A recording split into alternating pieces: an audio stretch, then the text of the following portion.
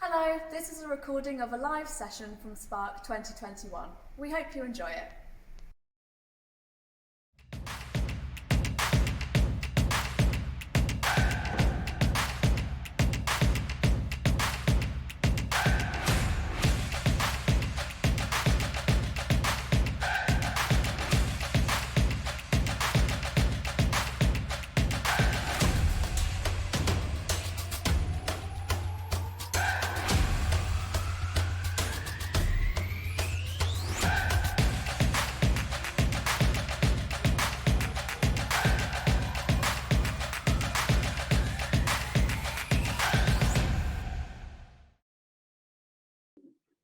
Good afternoon and welcome to Spark 2021.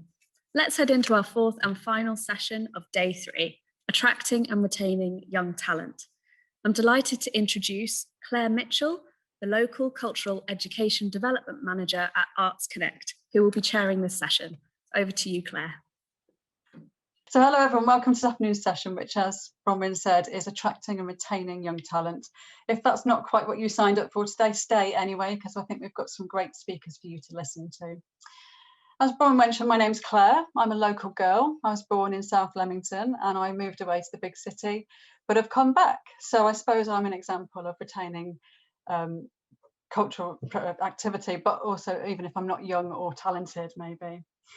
I've worked in cultural development for a long time now, and most recently worked with both Coventry and Warwick University on the development of the 10-year cultural strategy in Coventry and the bid for the UK City of Culture work. So we're really looking forward to an exciting year ahead for the sub-region, of which of course Warwickshire is part of that conversation. But now I work for Arts Connect.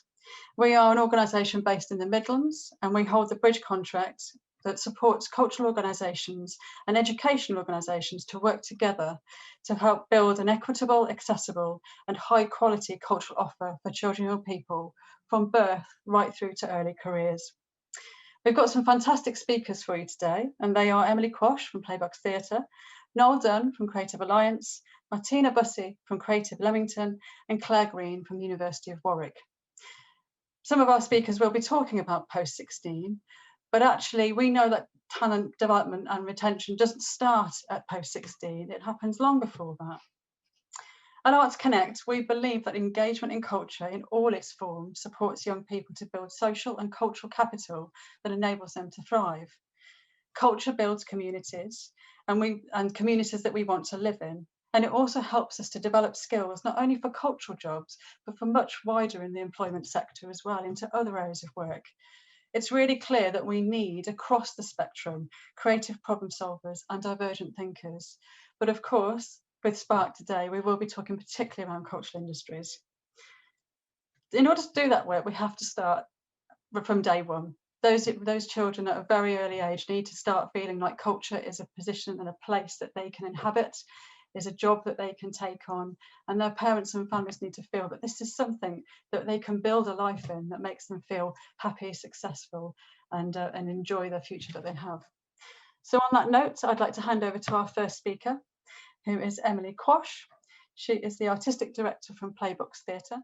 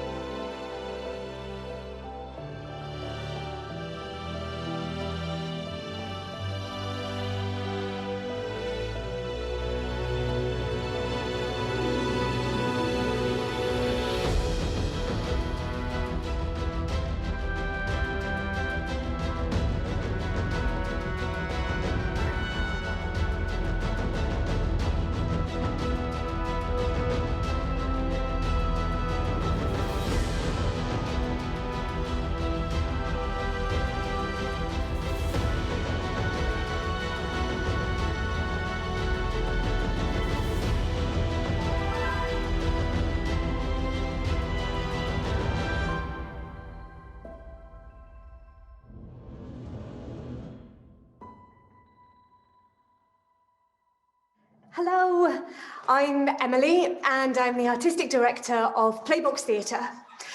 It has been quite a year, an extraordinary year, which has forced us to really grapple with the true essence of our company, its purpose, its role within a young person's world, and how we can discover a new way of not just existing, but thriving during a global pandemic. It's been the hardest year that we've known, as for so many arts organisations.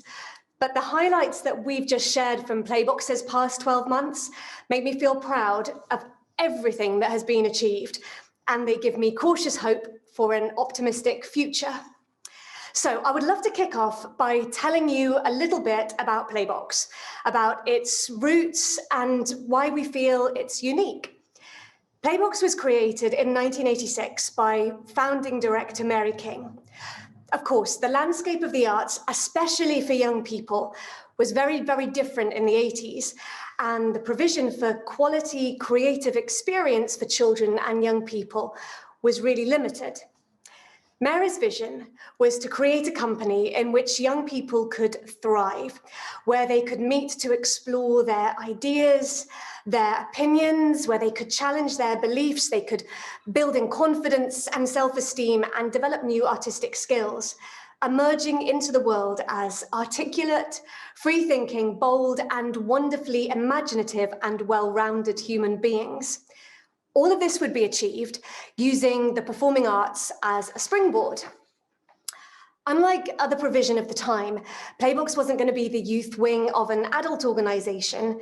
It was there to live and breathe to serve the young people that were its life force. Young people who would be aged between 3 right through to 21 years. And the team running Playbox were to be professional artists, directors, designers and freelance facilitators, all working to provide the most exciting and challenging artistic experiences for all of its members. And this remit remains the same now 35 years later. Mary's vision became reality, and over the years, young people flocked to one of the many local centres and became a part of the adventure. In 1999, Playbox opened the doors to the Dream Factory in Warwick, which was a big departure for this nomadic tribe. The Dream Factory was Europe's first ever custom designed and built arts complex that was exclusively for children and young people. And it was wonderful. It was a creative home for children to explore their dreams in. It was funded by the Arts Council and the National Lottery, as well as Warwick District Council, Warwickshire County Council, King Henry VIII, and a massive self-help fundraising programme unlike anything we'd ever undertaken before. It cost 2.9 million, and it became a really important part of the county's artistic landscape. When we were seeking a location for the Dream Factory, there were several approaches from London-based companies and also from other major UK cities. But for us, it was really important that Playbox remained in Warwick as a Warwickshire-focused organisation. There were already so many expansive opportunities for young people in London, but Warwickshire was where Playbox was created, where we were all from. Warwickshire was where all its young people were from. And the company had been so consistently and loyally supported by the District Council and the County Council. And so it was really important to us that we stayed here and that we were able to bring this unique facility into the district. So one of the main focuses of the talk today is to consider how we attract young people to participate and how we engage them. We have never had a successful marketing department. Never. Marketing Playbox has proved to be an impossible task, which has baffled and frustrated almost every one of the highly skilled and highly experienced marketing officers who have tried. One of the reasons for this difficulty is the placing of Playbox, because we cater to such a wide range of ages and so many different types of young people that it's really hard for anyone to know where to begin. We also need to attract people to our company for a really diverse range of reasons, be that to attend our interactive workshops, to attend education events, holiday programs, audiences for productions, local community activities, birthday parties, advanced training.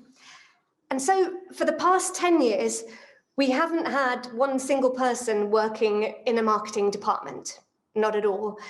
And instead, the kind of marketing of Playbox has become a more holistic approach by the whole of the operation. We've always been aware that word of mouth is Playbox's greatest asset. Whenever we've done surveys of our members or our families or our audiences, general customers, the dominant reason for people becoming involved in Playbox is through personal and direct recommendation. This is great, and there's no better reason for somebody to join us, but it does apply enormous and relentless pressure, because we know that we must provide consistently excellent, wide-ranging, challenging and unique experiences for every single young person who participates in order for us to retain our membership and then to inspire them to share their enjoyment of Playbox with others. Not only that, but we must communicate the quality of our work and the value of the experience to their parents, especially of the younger members, so that they will then share this with their friends and thus keep our membership buoyant. Playbox doesn't receive any revenue funding, and so keeping the number of young people on our books at a viable figure is crucial to our survival. Whilst it's a daily pressure, it does mean that our team never rests, not for a moment. And we all work really, really hard to keep abreast of new and exciting practices and to make sure that our work remains relevant and expansive, and that we continue to provide an experience that can't be duplicated anywhere else. So Playbox has a really small but absolutely wonderful staff, and they are pivotal in achieving all of this. They're the ones that are in the front line, working with our young people every day, and their work must be consistently superlative, or attendance records will immediately reveal a problem, and so we have to react very quickly to address this. I need to talk about social media a little. We do use social media to help us spread the word about everything that we're doing. We don't use it as a direct marketing tool, and we limit ourselves to 2 platforms, to Facebook and Instagram. But we do find that it's a really lively and really personal way that we can regularly connect with our members and with all of our friends. We have quite strict policies on how we use our social media platforms, and our aim is to only ever post positively, even when times are really hard, as they have been for so much of the past 12 months. We try really hard to ensure that the Playbox Theatre environment is always a secure, positive, and supportive place for anyone that connects with us. So even though the work often tackles subjects that are very uncomfortable, the surround must always be one of joy. And we aim for this to be reflected in our social media activity too, and we find that that works really, really well for us. It's a useful tool, but it's never something that we rely on. It's an added bonus that we're able to chat in a broad and a global way. So when I was thinking about attracting and retaining talent in the area, I absolutely have to talk about our alumni. We are so fortunate that many young people stay with Playbox Theatre throughout all of their growing up years, leaving only when they're moving on to the next stages of their adult lives. Now, many of them do move into artistic careers, and we have an abundance of past Playbox members who are doing really extraordinary things across the world and who have forged wonderful artistic careers as writers, actors, directors, designers, theatre makers, film producers, and so much more, and we're so proud of them. But equally importantly are the members who don't head into the arts, but who use the skills and the experiences that they've acquired at Playbox to succeed at whatever they do. If they emerge as creative thinkers with confidence, articulacy, and a questioning mind, then we have done our job well. Our alumni are hugely present in the activity of Playbox. They regularly lead workshops, they return for masterclasses, guest tutorials for current members. They act as mentors and as role models. Probably more importantly than all of that, they are great advocates for Playbox, for the Playbox approach all across the world, and this network is very powerful. Nearly all of our current practical team are, in fact, alumni of Playbox, and that's me included.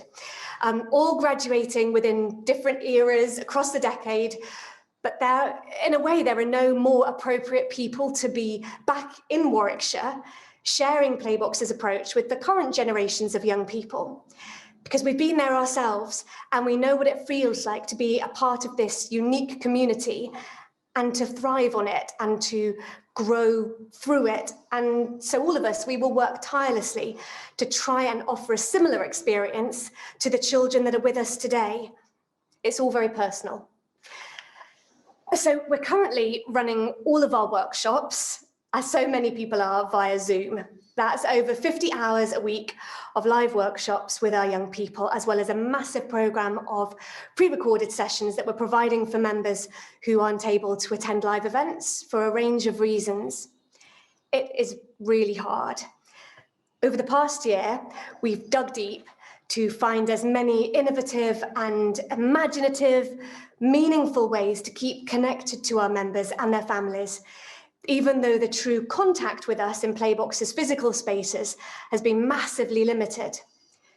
We're genuinely concerned about the well-being and the mental health of our young people, and we've noticed a big decline in their confidence and in their ability to articulate themselves, and kind of more crucially, in their happiness. The teenagers especially appear to feel very negatively towards not only their current situation, but also to their futures. During the brief periods of time when things have opened up a little bit over the last 12 months and we've been able to run in-person workshops, we've been genuinely shocked by the diminishment of a once noisy, energetic, argumentative, outward-looking and problem-solving community. And studies have concluded that mental health of young people is going to be of real concern in the time ahead.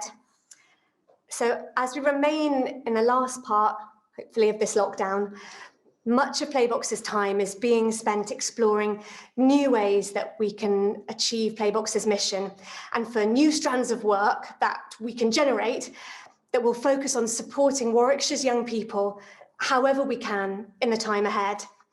We're so lucky that in the heart of Warwick District, we have this unique facility which is devoted to artistic excellence and the individual potential of all young people. And we truly think that our work is going to be more important than ever. And we can't wait to get started. So that's it from me for now. Thank you. Thank you, Emily. That was fascinating, and I think really told us something about the importance of building those frameworks and those foundations for moving into cultural careers. I was also really struck by how important it is to have role models and to feel that this is a place that you can be part of, that a cultural future is something that belongs to you and you feel present in. So on that note, I'm going to hand over now to Noel from Creative Alliance, and he's going to tell us a little bit more about his work with Creative Alliance and how young people can be looking at building careers in the future. Thanks, Claire.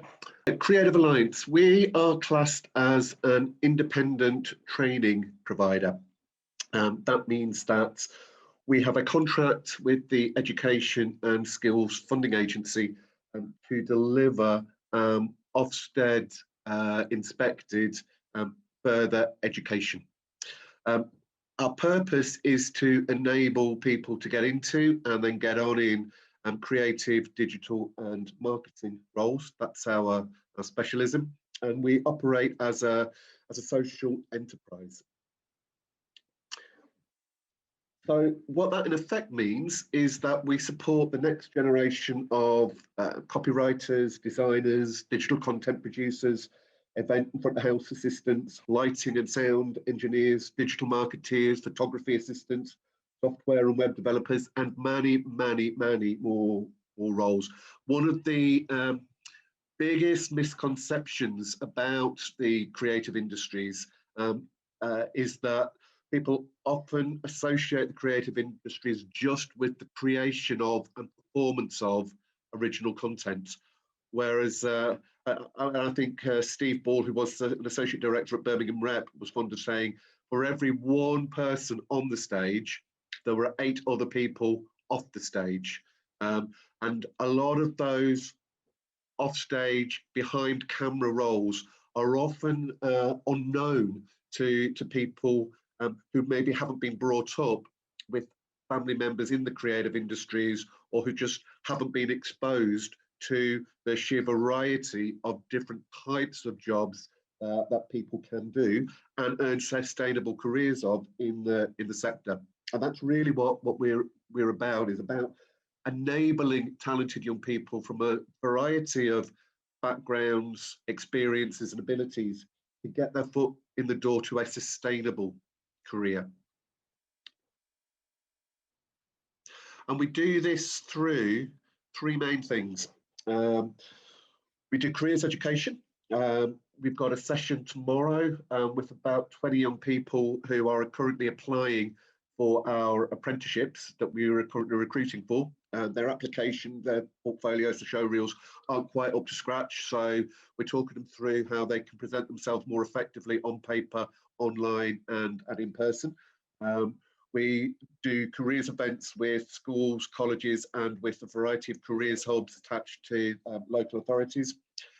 We also do pre-apprenticeship training. I'm going to talk a little bit about that in a few minutes, particularly with regards to the Kickstart scheme. Our main contract, and what we do most of all, is apprenticeships.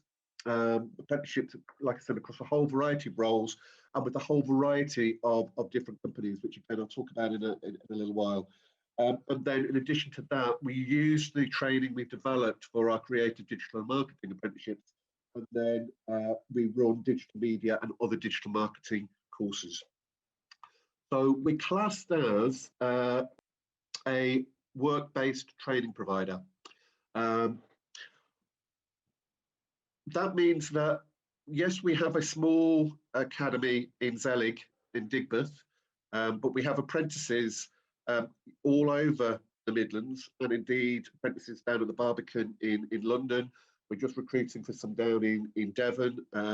We've got some apprentices up in Yorkshire. And the reason for doing that is that we've always, even before everything went online, flipped that learning model so that our delivery team, we call them development coaches, they visit the learner in the workplace rather than the learner comes to us in centre, because we believe that as a work-based learning provider, it's so important that the apprentice learns how to do a job to the standards required by the employer, in their culture and to their expectations, not to our curriculum. So we could have 2 digital marketeers, both following our digital marketing apprenticeship, both in the same company, but both creating utterly different portfolios of work because they've got different functions or roles. So yes, they'll learn about the whole breadth of digital marketing, but their portfolio, their assignments will be tailored around the work program that they are delivering. And we very much, live to that motto of finding the right talent, putting them with the right business, and that's going to create a bright future for both the businesses and the young people. So our apprenticeships, they're designed by creative thinkers, for creative thinkers, and taught by people from the industry. Most of our delivery staff, we've trained them up to be educators, but they've had a long industry experience, and we actively encourage them to retain some freelance work so that they stay in touch with working in the business, because that way they absolutely understand employers and employers' work programs and employers' workflows. And it's critical for us to have credibility with employers, because ultimately an apprenticeship's legal definition is a job with training. 20% of that time is spent in training, 80% of that time is spent with the employer.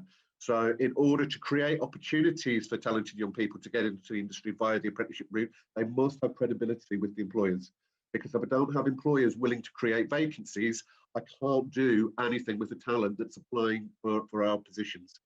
Our positions, like we show there, are with a whole variety of different companies, from large cultural organisations like Birmingham Royal Ballet, video production companies like ARC, web development agencies like Digital Glue, and the NHS. They currently have 2 digital content producer apprenticeships. And the reason for mentioning them is that there are as many people employed in creative, digital or marketing roles outside of creative companies as there are within creative companies. And again, that's something that a lot of people don't actually know or recognise, that you can be a filmmaker working within the NHS or working within a solicitor's or an engineering company, that so many companies, particularly after the last year, now recognise that they've got to show as much content, they've got to promote themselves as much as possible online and communicate with their audiences, with their clients, with each other through online content. And 96% of our apprenticeships go on to secure full-time positions. 85% of those are employed. They're employed either by the company that they did their original apprenticeship with, or they've moved on to other companies, or now, because we're 5-6 years into this, they've now set up their own freelance businesses and are running them very successfully in their mid-20s.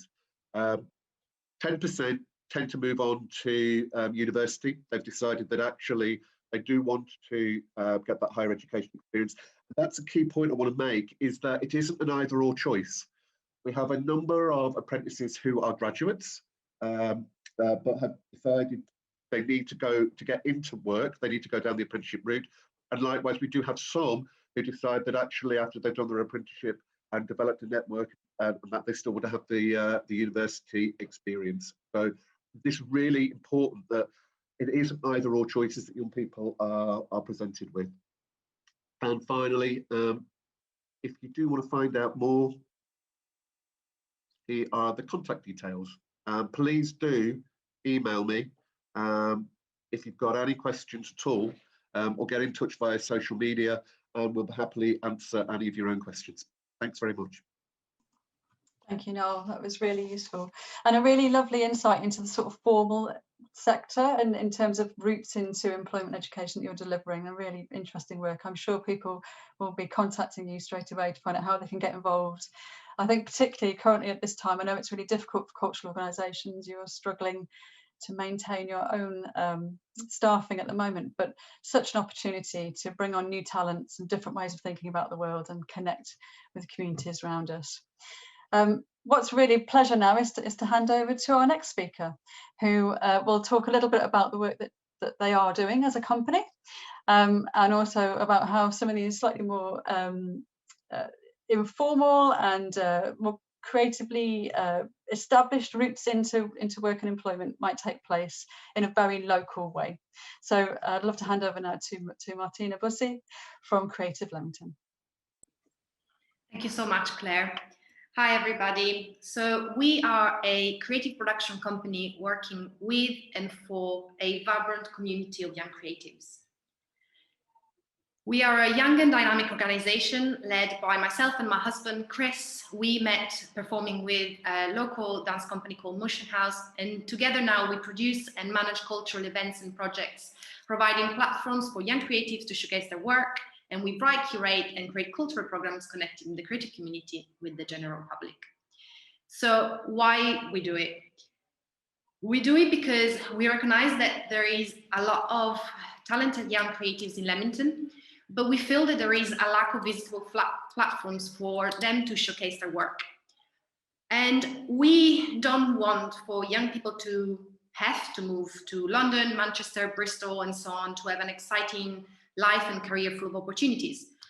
We'd like to turn Leamington into a place where young people want to stay and can stay. We know that youth and fringe culture are at the heart of any place that has become synonymous with having an exciting and creative energy, and therefore we want to encourage these and create events and opportunities that are stimulating and engaging for the young emerging creatives. So here are some of our projects. Some of them are not just for young people, but most of them encouraging people to participate. We established Creative Mornings in 2019. Creative Mornings is our free monthly breakfast lecture series for the creative community. And since 2019, we have created a community of over 300 people that engage and participate in these talks. Why we did it is because we were working in a creative organization, we were dancers, and we were finding that we were not meeting up, not networking enough with other creatives in town. And we really wanted to engage with them. We really wanted to know what they were doing, and we wanted to collaborate with them, and we wanted to talk about creativity in different ways that might not just be within our fields of work. So we just decided to start Creative Mornings, and once we established Creative Mornings, we just didn't want to have the talks. We wanted to start collaborating with some of those artists. So with the Frontline project, we collaborated with Danny Coyne, a local artist who created for us the visuals for the Frontline project, which is a tribute to the local key workers of Leamington during the pandemic, which led to a mural that we mounted in Spencer Yard in Leamington so that the whole community could enjoy this big, bold statement as a tribute to the key workers. And while we were painting the frontal mural, we wanted to turn the area into a more vibrant place for people to engage in and see some really nice street art. So we collaborated with local contemporary street art organization Brink, and we turned Spencer Yard into an open air gallery with the street art exhibition in September 2020. But I'm here today to talk about our work specifically with young people, and that's our local Young Talent Program. Our local Young Talent Program was born last year in December. In December 2020, we selected 12 local young makers to showcase and sell their work using an empty shop windows and QR technology. We rebranded and revitalized the disused retail units in the Royal Priors, engaged audiences in all social media campaigns, and encouraged the general public to discover and support the very best of local young talent. So what we wanted to do, it was to give makers an opportunity and artists an opportunity to have a physical presence in town, in a prominent spot for the whole community to really enjoy and witness. Because we believe that when their work is visible, their voices are visible, and that's really important for the work that we do. But we didn't feel like we wanted just to offer them a platform, and we didn't feel like that offering them a platform was enough. We also wanted to make real noise about their artistry and who they were. So we invited them to take part in a professional photo shoot. We created featured pages on our website, a link to their selling platforms, and we supported them designing their windows so that they could reflect their artistry. And we, as a result of a bold social media campaign and marketing push, the artists all reported an increase in traffic to their website profiles, as well as feeling a greater connection with the other makers. By cross-promoting and promoting the artists together, we wanted to make a statement that there is a bubbling culture of talented creatives in town, and they are visible and they're there and they can connect with each other. So this is just a little statement of one of our recent makers. She really enjoyed the support, and she felt like she was really connecting with a network of creatives, which is really important for us to create. So we also know, though, that any organization that works with young people has to have people at its core. So we have sought and established relationship with students from Leamington Spa College and the University of Warwick, so that we can consult with them and sound them on our operations. In fact, 2 students from Leamington College are actually in charge of our Creative Mornings newsletter and social media engagement. We give them a great deal of independence. We just check in with them monthly, and we really always love to hear what they come up with and where their interests lie. And that really keeps us grounded in where the young creative community wants to go. What do they want to say? How do they want their voices to be represented? In fact, 2 of the students that work with us on the newsletter have been presenting on Monday for our young creatives session for Spark. If you want to have a look at it, it's all online. You can go back to the Who've app and check it.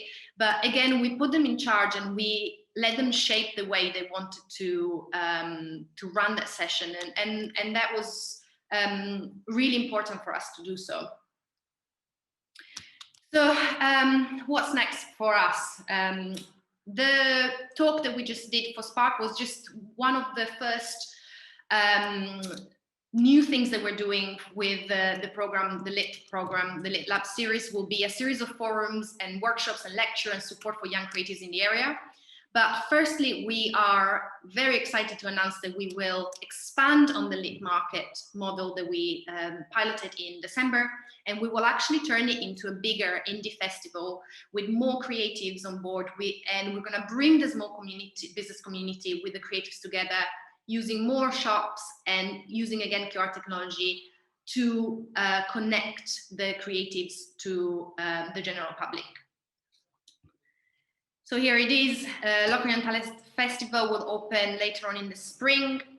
And we have just secured funds from Warwick County Council to create this innovative festival, which will take place in the town, and we'll see reopening shop hosting local up-and-coming artists' works in windows, as well as empty units being used for installation pieces.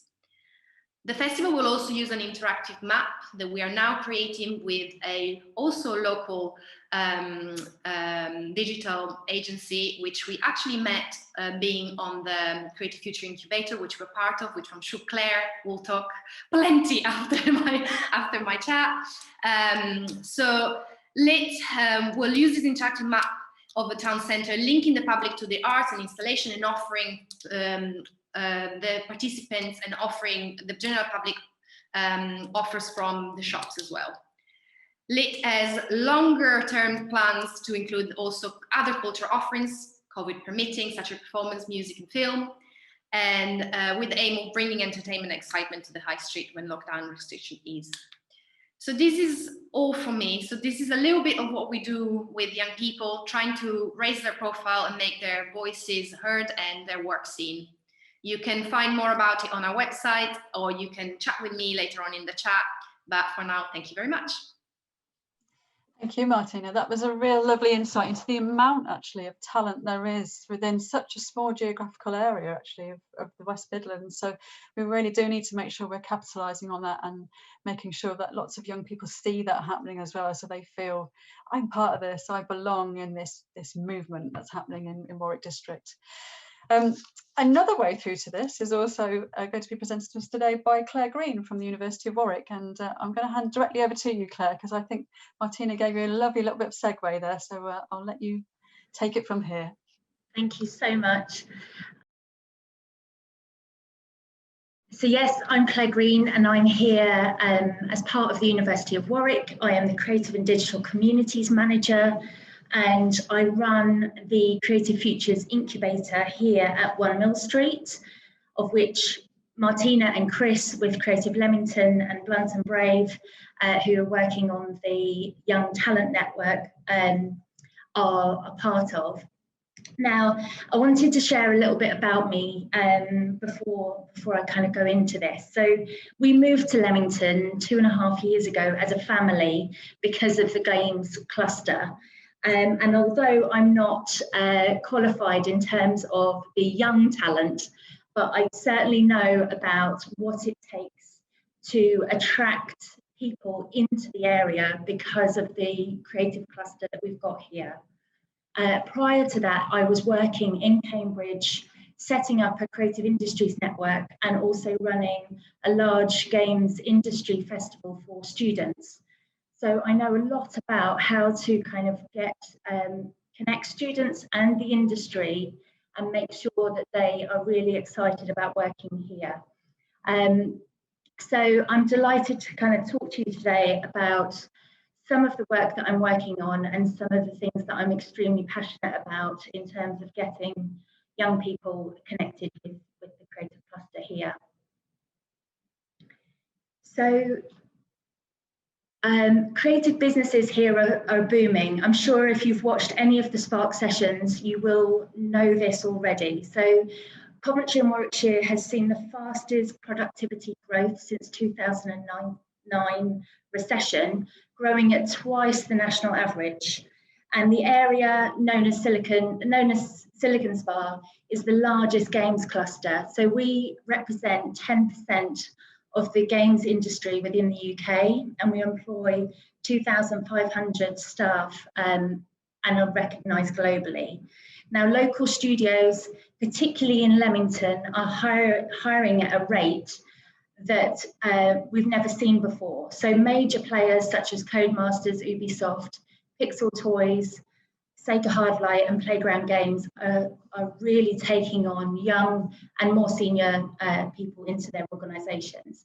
Now, not only does this allow for great games talent to start and grow here, but it also, these studios mean that there's lots of spin-out organisations, there's lots of creative industries that start here because of the creative talent that's here. So how do we attract and retain it? So here I'll speak from a sort of a university point of view, but also from a place point of view in terms of Leamington in particular. So place, I think, is massive. We've had a couple of talks already that have touched on placemaking and making it a really attractive and dynamic place to live, work, create and study. So within Leamington, we have 5,000 University of Warwick students that live here. And it's really important with how they engage with the town. So whether they are accepted, listened to, heard, and also whether they have spaces where they can create and express themselves and kind of own a part of the town themselves. So one example that I knew in Cambridge was a student-run gallery. So all of the students completely ran the operation themselves. They curated the shows, they organised events, they ran private views, they sold and marketed the works. And it was such a vibrant and buzzing place to be and pop into. Now, I think personally, that would work really brilliantly in terms of what Leamington could offer to the students and the young people within our town. Second here is awareness. So before lockdown last year, which feels like an age ago, I ran a studio tour to Sega Hardlight with 25 students to take them behind the scenes of a creative industry here that is producing Sonic the Hedgehog, Sonic Dash games, and really global production happening on their doorstep, and you would have no idea unless you went behind the scenes. So there's some onus within companies to open their door and let young people see the production, the way people work, and how to get involved. Because if it's hidden, then it will stay hidden, and people will feel like they have to go to London or some other larger cities to get the breaks. And then we've got industry challenges. So this is within the university, any business can set an industry challenge for a group of students to respond to. So it might be a challenge that you have felt that keeps coming up in your business and you want some bright young things to put their minds to it and look at it. Or it could be something that is brand new and you want a different perspective on it. But you could have anyone from business students, engineering students, or creative media students looking at that for you. And the last thing here is around first-hand experience. How do we get young people that are living and studying in the local area to really engage? And from my point of view, it's all around internships, placements, research projects, or volunteering. So there are many schemes within the university that can help businesses do this. So you can contact us and feel free to come directly to me, and I will signpost you within the university to the right person. And if you're looking for an internship, there are paid schemes where that student gets paid a lump sum to work for a 12-week time within your organisation. And it's a fantastic opportunity. So really make the most of that and really use me if you need to signpost you into the university and get that done. I mentioned at the start that I run a creative and digital communities initiative, and as part of that, we've got Creative Futures. So Creative Futures is a gateway between the university and the region's creative businesses, and we're passionate about creating that diverse creative pipeline that responds directly to skills gaps in the sector and provides more opportunities for students, graduates, staff, and local businesses. So we do that in 3 ways. We inspire, educate, and incubate. Under Inspire, we have run events. We do mentoring and careers clinics. We educate through employability, talent, and skills development. And then we incubate startup and early stage businesses. And we give business growth advice and look for investment opportunities within the creative sector. And part of that, the incubator that Martina mentioned, is Creative Futures. So we are based out of 1 Mill Street, which is in central Leamington, and we can support up to 10 businesses a year. So we've just recruited our 2nd cohort, and that's a whole range of businesses. So we've got filmmakers, we've got marketing companies, we've got Martina and Chris, you know, in terms of networking and events. So a whole diverse range of businesses, and we're looking to connect with 500 kind of innovators, and that means that the university are kind of looking for opportunities to work with other businesses, arts organisations, and the councils to kind of work together in terms of making those bridges and providing that network for people to really excel here. So if you don't know about 1 Mill Street, you should pop in, it's amazing. But we've got podcast studios here, meeting rooms, and if you're a part of the incubator, you get desk space and coaching support for 6 months. We are also making links with Warwick researchers and academics, and also our partners BT and Warwickshire County Council. So if you're interested to hear anything more about that, then please contact me directly. Here's my email address, and I will happily help you out in any way I can. Thank you so much. Thank you, Claire. That was really insightful and very exciting, and particularly around the Mill Street work as well. It's somewhere I know as a young person. I think it used to be the Seek Community Centre or something like that when I was growing up. So yes, I remember going in there for different reasons with my friends. So interesting to see how it's all shifting and changing now as many years on. I'm not going to say my age. So at this point, we do have a short amount of time. We can extend this session a little bit longer, I understand, today, till about 4:15. But if you do need to call off, please do. But we do have some time for questions. So there are 3. So I'm going to just ask the questions of the panel, and bearing in mind that we are running a little bit over time, but we do have a bit of flex. If we can try and keep our answers succinct, that would be really great.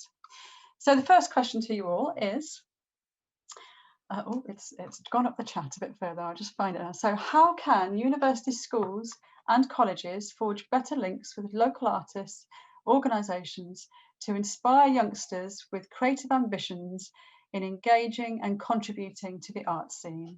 Is there somebody who particularly wants to take that on? Go on, Emily. Hello.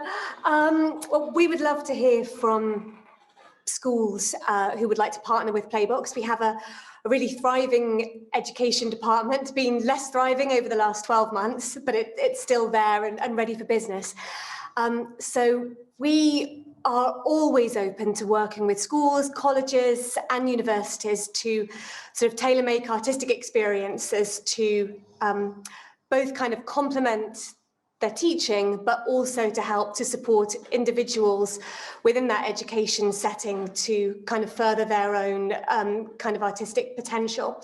So really, if from sort of a Playbox point of view, if there are any educators, any schools out there that would like to talk about how sort of Playbox theatre could be involved in their work, then literally just drop us an email and make an approach, and I would be delighted to sort of talk about creating a sort of a bespoke programme of work, which can range from sort of one-off individual workshops to sort of full-scale residencies and productions. But also we can work with mentoring individuals, we can provide training, we offer a big kind of work experience programme, which often serves as a really great springboard for young people who are interested in pursuing a career in the arts, and we can tailor really nice work experience placements for them, and during that time sort of give them really sound advice about how they might kind of further a career.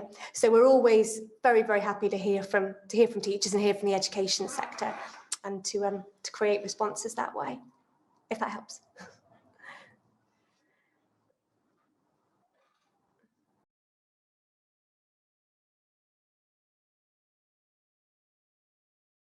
Sorry, I was on mute. I'm just saying, would anybody on the panel like to add to that? So I can add something there. So I mentioned in my presentation around internships and placements. And as I mentioned, there are funded schemes. So you as an arts organisation wouldn't need to find the funding to have a young person working within your organisation. That would be fully funded for you. And the other thing to mention is that we've just launched our BA in creative media, and as the second year of that, there's a placement year as part of that, a placement opportunity as part of that, and then in the third year there's an artist in residence. So those young people will be looking for opportunities within arts organisations to actually have their residency. So if it's something of interest, then get in touch with me directly. Thank you, Claire. Noel, you raised your hand at one point. Yeah, just a couple of things. If you are a school, college, then next week is National Careers Week. The Creative Industries Federation with our two sector skills councils have put together a whole pack of activities about different roles, jobs people do, skills employers look for across a range of different types of creative and cultural businesses. I think if you haven't signed up for that already, it probably is too late for this year, but just check that out on the Creative Industries Federation. And I mentioned briefly in my presentation about a scheme called Kickstart. This is really a bit of a no-brainer for any creative cultural organisation. This is a government scheme where the Department of Work and Pensions will pay the wages at national minimum wage for 25 hours a week for 6 months to take on an unemployed young person on universal credit. If you want to find out, I mean, so that's an immediate way that that any and every arts organisation can actually start to engage with young people, albeit they'll have left school or college, but it really is a bit of a no-brainer. If you want to find out more, then just email me, noel@creativealliance.org.uk. And Martina, over to you. I'm just talking from the perspective of a very, very small organization that does quite a bit of work and wants to do a little bit more work with universities and colleges. Sometimes it's down to communication. The amount of time I spend emailing universities and colleges, and the void of your your email enters when you start talking with universities and colleges, is that the communication needs to be a little bit simpler. I find that sometimes when I try to liaise with these bigger organizations, it's very, very hard to get through. So I think one thing that maybe university and colleges can do is just get a little bit better at communicating back to us, because it is quite difficult, especially for smaller organizations like us. Thank you. And I think it would be absolutely remiss of me if I didn't mention the work that we're supporting through Arts Connect at the moment around this work. So my role, in fact, is to support local cultural education partnerships. So they are partnerships of education professionals from naught through to university, cultural providers, and focus specifically around a place. So if Warwick District are interested in joining forces together and looking at a creative partnership that supports children, young people and young talent in this particular area, do get in touch with us at Arts Connect, because that's what we specialise in. And a really good example of that is how we're improving communication through those partnerships and helping places and communities to build their own strength for the children, young people and the young talent that they are nurturing. I'm just aware it's coming up to 4, so I'm aware some people may want to jump off now because they may have children to make pasta for, or whatever you're doing with homeschooling, one thing or another. What I'm going to suggest at this point is, if you do need to leave now, I hope you've had a lovely time and you've enjoyed this and found this informative. Do have a look at everyone's profiles on Wova. There should be everyone's information there, and if you do need to get in touch with people, I'm sure people would be really excited to hear from you. I understand we do have quite a full session today, so I think we've got a little bit longer, 15 minutes or so, where we can continue on the question and answers, if that's okay with everybody on the panel. Everyone's nodding, so that looks okay. So for those of you that have to go off and catch up with those bits and pieces of homework under this sort of lockdown situation, thank you for coming, and we will continue on with answering the next few questions for the next few minutes, if that's okay. So on to question 2 then. So the next question is, how can we create an environment where talented young people realise the career opportunities here and want to base themselves here? Does anybody want to respond to that?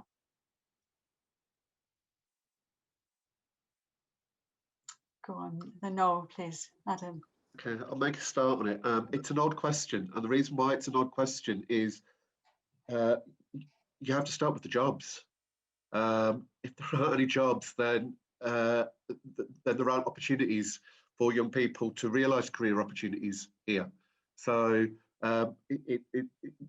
we should be doing what people are doing, like at the local enterprise partnership at the Combined Authority at Warwick District Council level, is encouraging the businesses who are here to grow, and if they aren't here, to relocate here, because without jobs, then nobody's going to base themselves here anyway. The other side of that, of course, is as we're all learning, you don't actually need to be based where you work, and even less so. I've got a staff team where I have somebody who lives in Portsmouth, another who lives in Mid Wales, another who lives in Middlesbrough. We meet every day on Zoom, and I haven't seen them physically for a year, and they haven't seen their learners for a year. So that's going to be an inevitable shift. So on the other side of that is encouraging people to base themselves here, because Leamington is a great space to live. Warwick and Warwickshire is a great space to live wherever you work. And so it's almost like we need to split the two elements of that question, really, and look at it from those two perspectives.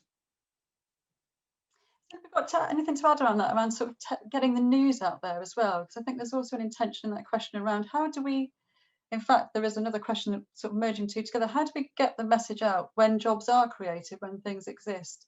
Have anybody got any solutions around that? Claire. So I think there's a lot of work to be done, kind of with the colleges and with the universities, and making those companies kind of aware of the talent that exists here already.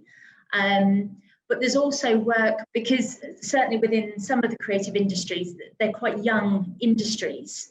So actually, what are the routes into those industries? And it's not very simple. So even though I said in my slide about the games industry recruiting, that would normally be kind of senior or middle kind of level jobs.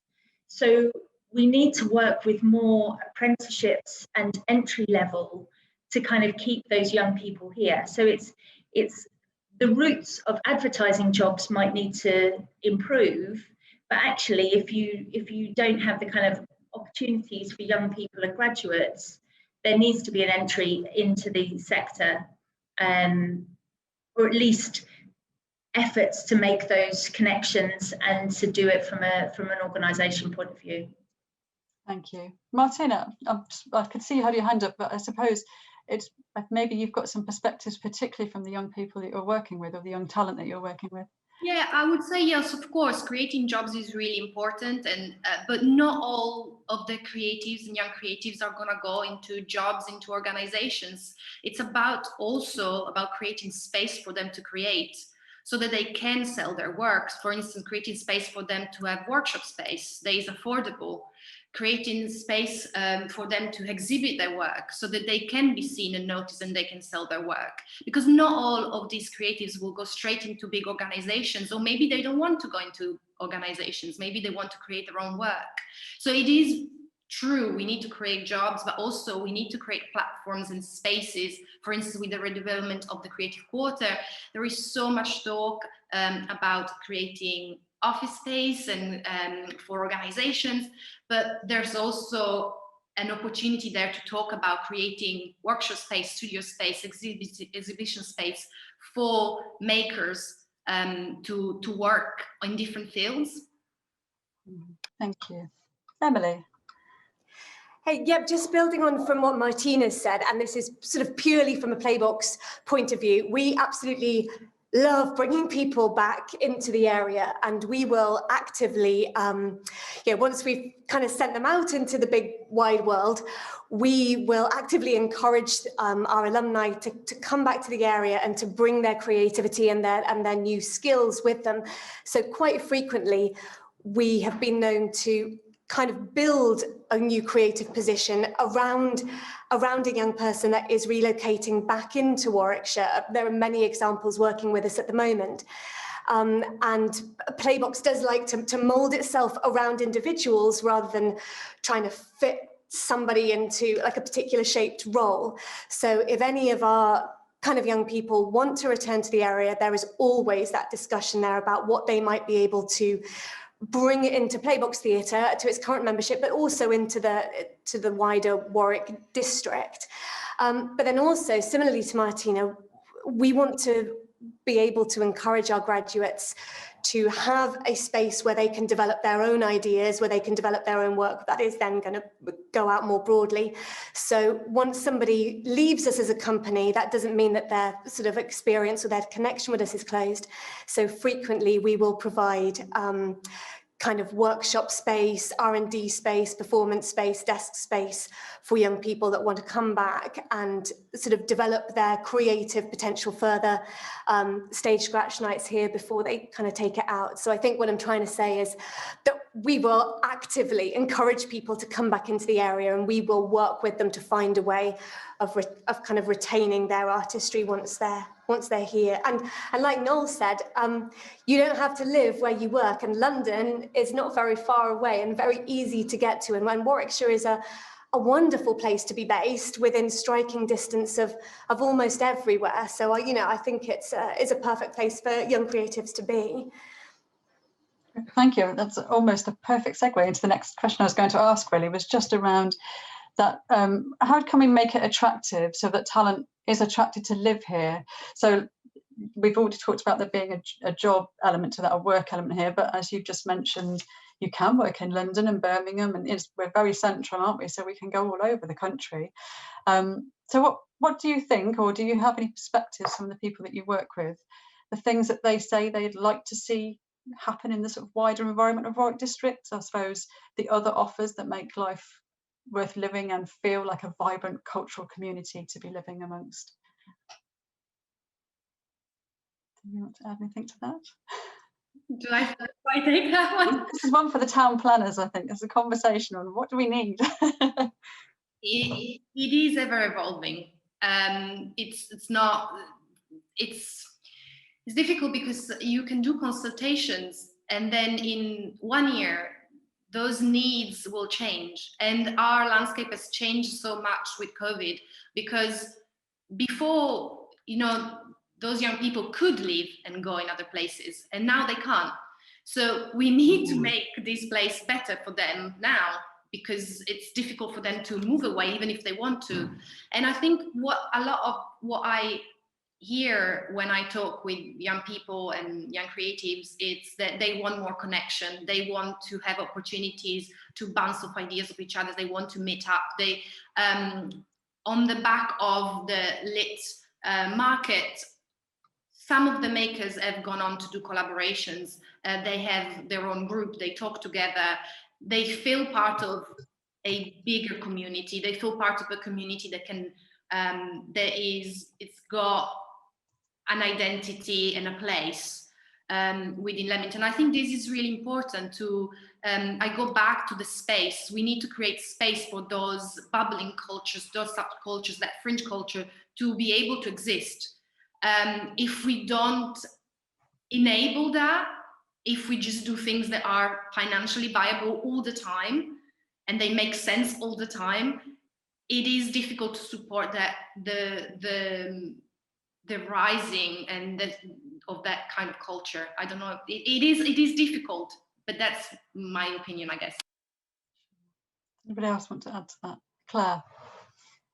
So I think it's also around kind of housing and nightlife and kind of the cultural DNA of these places. So I think we need to do more about exposing that sense of place and having young people part of the discussions that we're having at town planning level, at creative quarter level, and sort of the decision-making processes. If we truly believe that that's where what we want to do is attract and retain the talent, then they need to be part of the decision-making process, which, you know, Creative Leamington are doing a fantastic job at, and being that bridge. But it's kind of how to do more of that. But there are bigger things around housing, you know, having affordable options for people to kind of stay, especially if they don't want to stay in a shared housing situation. You know, where do they live and how do they kind of operate here?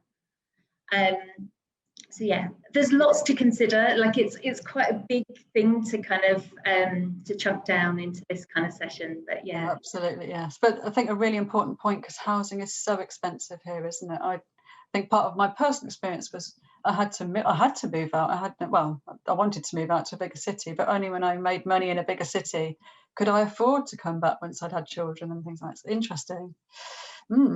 So one last question then, really, which I suppose is, if you are a young person and you are looking for a job in the creative careers sector, where do you look? Where do you first start? Even if it's just a one-word answer, if there are any young people or young creatives, young talent in the room, how do you, or even old talent actually, how do you find those jobs now? Noel, please. Okay. Firstly, the bad news. Most entry-level jobs are never advertised. It really is an industry in which who you know creates opportunities. So you've got to make your job, not find a job. And you make your job by actively getting engaged with companies and businesses. That requires resilience and persistence. Whilst you're doing that, make work. You know, if it's in marketing, do your blogging, run your channels. If you're in video production, make stuff, put it out there. Just carry on making work and making connections. And because it's your connections that will create opportunities for you. Those jobs that are advertised at entry level, the apprenticeships are on the Digital Apprenticeship Service, they're on Indeed, on a lot of major jobs boards. There are specialist jobs boards for like arts jobs and the design job board, which is completely forgotten now, but you know, search engines will help. But the biggest thing to say, people, is that 40% of jobs in this sector are freelance. So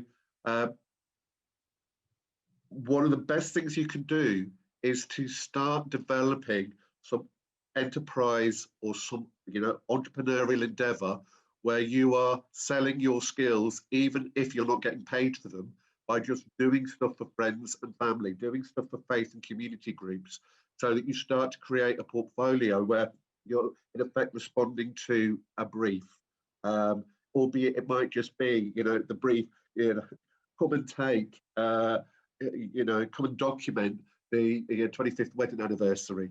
I actually saw that on an apprentice's portfolio that I sent through today. Great, because they've actually done a lot of special effects, after effects, so they've actually made it look, they've shown the technical skills they developed in Adobe on that. So that would be my advice around that. It's not really as straightforward getting into the creative industries as it is into other sectors, but it can be done because the panel are all living proof of how it can be done. Thank you, Noel. One last chance then, one word from everybody else, or do you feel like Noel has caught it all for us? Emily's waving at me. Yeah, just to quickly really, and I agree with all of what Noel said, like keep working, keep creating things, keep making connections. We respond to every single approach that we get, and a lot of people reach out to us and share their portfolios with us, and we will respond to every single introduction that we receive, regardless of whether or not it leads on to future employment. But quite frequently, it genuinely does. I do think it's really difficult that that within the arts sector, people are expected to have to work for free in order to prove themselves, in order to gain future employment. It doesn't happen in other industries. So I do think that one is a really tricky one, that that people are expected to work for free.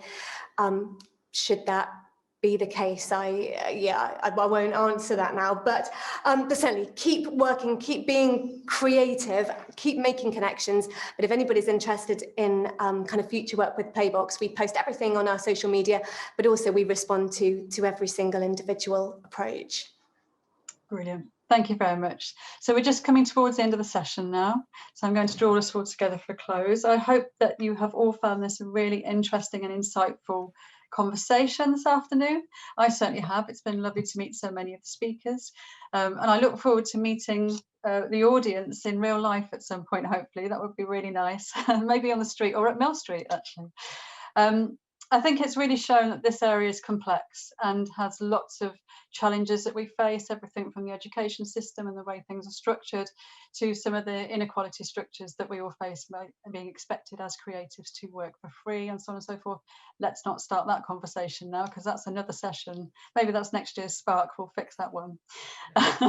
So I guess my kind of leaving comments would be, as a Spark delegate, how can we work together to ensure that every child in Warwick District Council or area can build and have access to developing that cultural capital, that social capital that helps them thrive, whether that's in a career in the cultural industries, a career behind stage, or a career in an industry that needs their creative skills. And I wanted to just pick up on something that Claire said, actually really stuck with me. What can you personally do, Spark delegates out there, to inspire, educate and incubate so that Warwick District really is a thriving and vibrant cultural community for our future? And on that note, thanks very much for attending.